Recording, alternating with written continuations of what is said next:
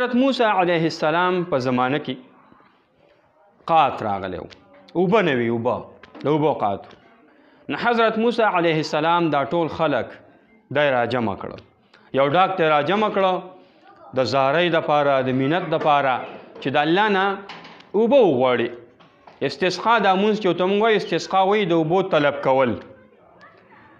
نو هغې دپاره ټول خلک راغونډ کړه، ټول خلک یې راغونډ کړي دي.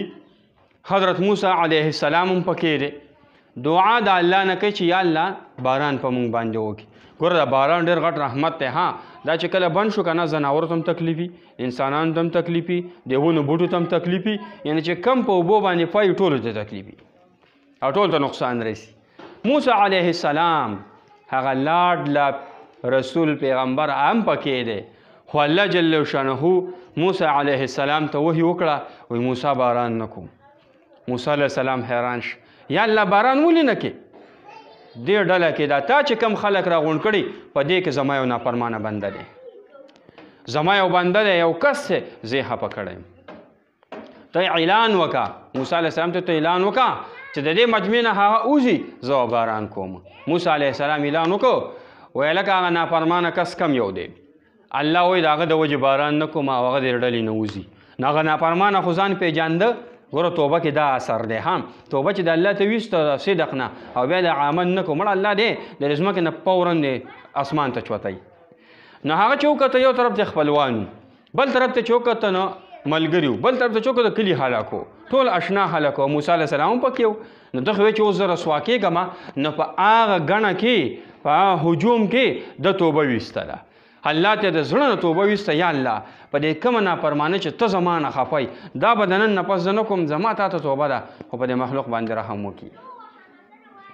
نو په دې کې د دې مجمع نه د موسی علیه السلام د دې مجمع نه دا کم خلک چې راغونډ کړی دي هجوم نه یو قسم بار ته نه دی وتی، او ورېځ راغله د سکندونو په حساب سره ورېځ راغله او باران شروع شو.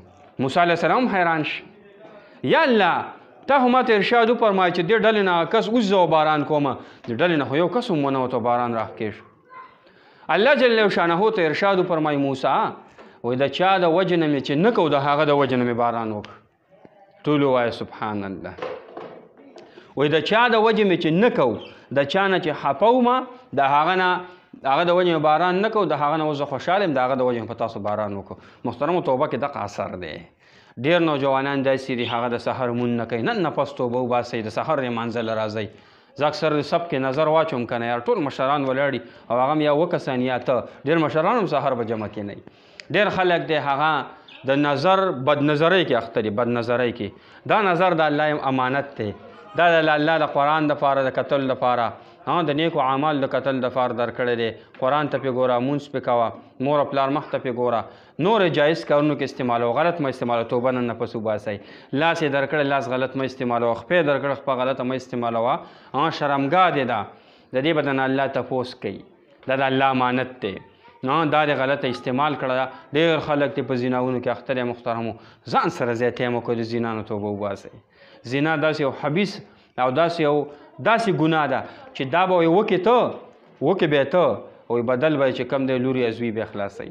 داسې ګوره د شرم ګناه ده. دې کې نن سبا تاسو وګورئ دغه لواطت، زما په خوله هم دا نه راځي چې کم د هلکانو دا کار ورته دا خلک وایي. دغه نن سبا ډېر په یعنې خلکو ته اړو ګناه نه وایي او ور سړی خپل شهوت پوره کوي. توبه وباسئ، په دې باندې الله یو قوم تباه و برباد کړی دی. د لوط علیه السلام غوند قوم 15 لکه افراد د الله جل شانه په دې باندې ګوره بر اسمان ته چوټ کړي دي او واپس یې چې کم دی نو ښکته رایشتي او 40 ګزه بیا په ځمکه کې ننوتي. نو ټوله توبه وباسئ، نن پس دا عزم وکئ د دې واقعې د موسی علیه السلام د دې واقعې نه دا عبرت والی چې نن پس په توبه وباسو. د توبې فایده دا ده چې الله به دې لاول دنیا ښایسته کوي.